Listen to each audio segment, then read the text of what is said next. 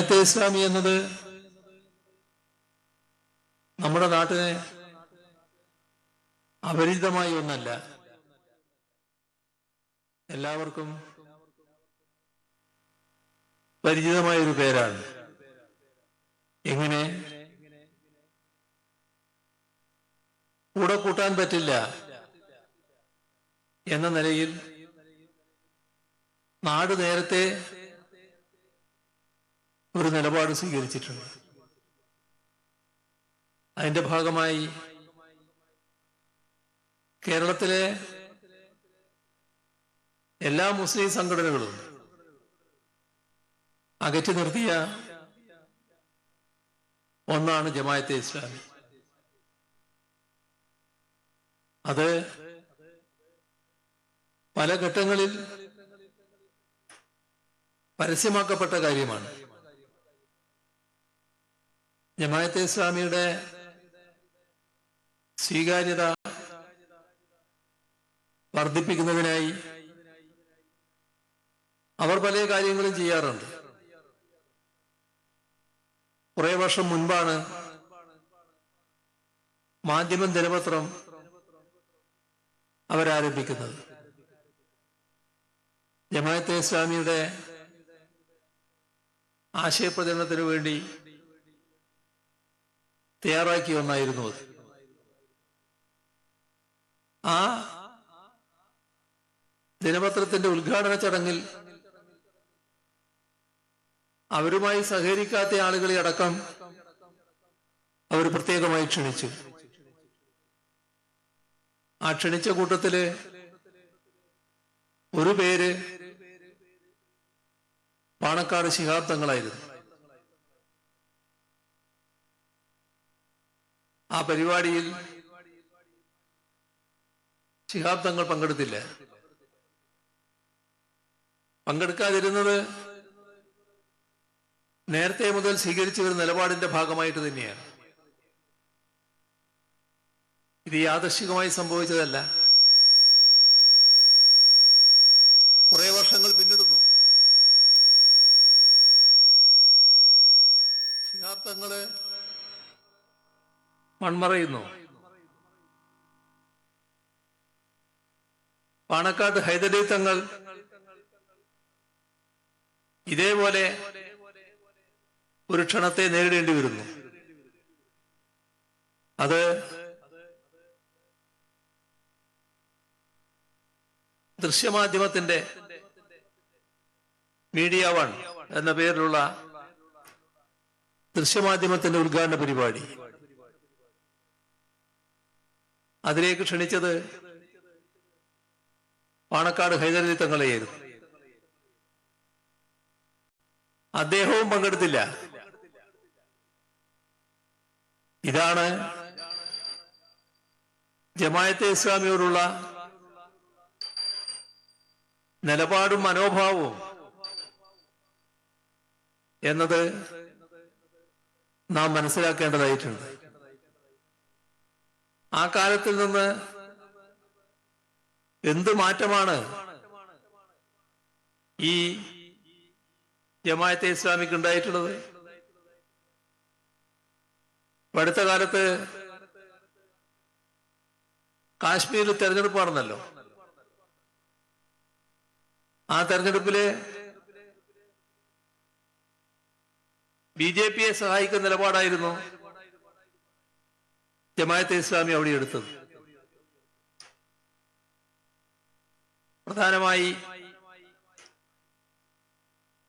CPIM കേന്ദ്ര committee അംഗവും കാശ്മീരിലെ അറിയപ്പെടുന്ന നേതാവുമായ തരിഗാമി മത്സരിച്ച മണ്ഡലത്തിൽ തരിഗാമിയെ പരാജയപ്പെടുത്തണമെന്ന നിർബന്ധം BJPക്ക് ഉണ്ടായിരുന്നു. BJPയെ സഹായിക്കാൻ കച്ചകെട്ടി ഇറങ്ങിയത് ജമാഅത്തെ ഇസ്ലാമിയായിരുന്നു. ജമാഅത്തെ ഇസ്ലാമി അവിടെ സ്ഥാനാർത്ഥിയെ നിർത്തി. അവിടെ ജമാഅത്തെ ഇസ്ലാമിയുടെ കാശ്മീരിലെ പ്രവർത്തകരെല്ലാം കേന്ദ്രീകരിച്ചു. പക്ഷേ തരിഗാമിയെ തന്നെ ജനങ്ങൾ വീണ്ടും തിരഞ്ഞെടുത്തു. ഇതാണ് ജമാഅത്തെ ഇസ്ലാമി. അവരെ എങ്ങനെയാണ് ലീഗിന് വലിയ സ്വീകാര്യത വന്നത്? കോൺഗ്രസ് അവരെ സ്വീകരിക്കുന്നത് ലീഗ് നേതൃത്വം കൂടി അറിഞ്ഞുകൊണ്ടാണല്ലോ. ലീഗ് നേതൃത്വം അറിഞ്ഞുകൊണ്ട്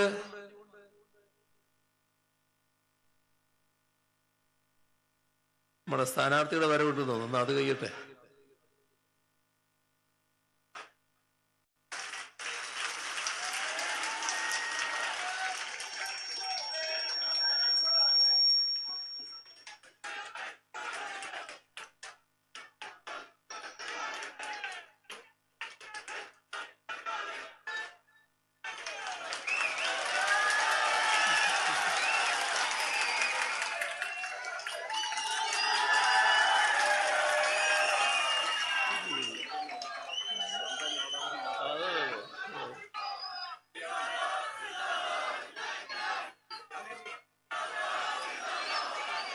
അപ്പോ ലീഗ് നേതൃത്വം അറിയാതെയല്ല കോൺഗ്രസ് ജമാഅത്തെ ഇസ്ലാമിയുമായി ബന്ധപ്പെട്ടത് എന്നത് നേരത്തെ തന്നെ എല്ലാവർക്കും അറിയാമായിരുന്നു. ഇപ്പോഴത് പരസ്യമാക്കിയെന്ന് മാത്രമേ ഉള്ളൂ. എത്രമാത്രം ഗതികേടിലാണ് UDF എത്തുന്നത് എന്നാണ് ഇതെല്ലാം കാണിക്കുന്നത്. ഇവിടെ ഞങ്ങൾക്കൊരു കാര്യം മാത്രമേ വ്യക്തമാക്കാനുള്ളൂ. LDF എന്ന നിലക്ക് ഞങ്ങൾക്ക് ഈ നാട്ടിലെ ഒരു വിഘടന ശക്തിയുടെയോ വർഗീയ ശക്തിയുടെയോ പിന്തുണയോ ആശീർവാദമോ ആവശ്യമില്ല. ഞങ്ങള്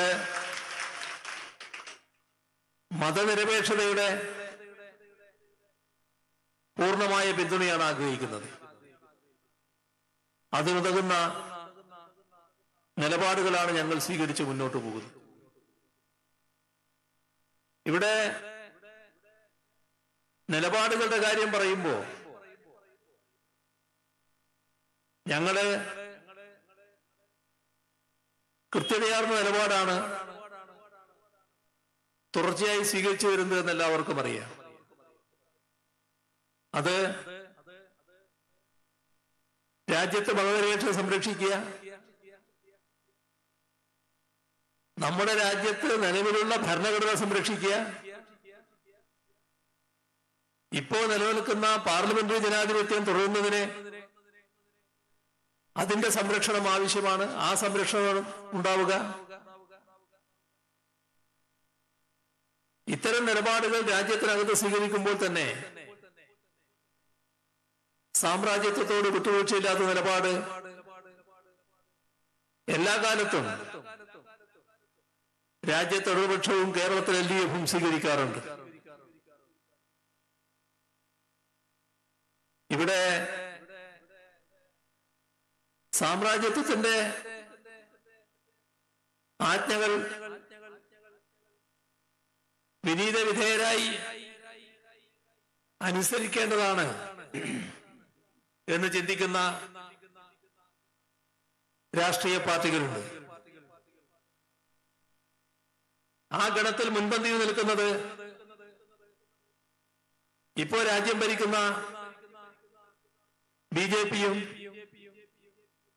നേരത്തെ രാജ്യം ഭരിച്ച കോൺഗ്രസുമാണ്. ഈ രണ്ടു കൂട്ടരും ലോക സാമ്രാജ്യത്തിന് നേതൃത്വം കൊടുക്കുന്ന അമേരിക്കൻ സാമ്രാജ്യത്വത്തിന്റെ പോത്തുകല്ലിൽ നിലമ്പൂരിൽ മുഖ്യമന്ത്രി തെരഞ്ഞെടുപ്പ് പ്രചാരണ യോഗത്തിൽ സംസാരിക്കുകയാണ്.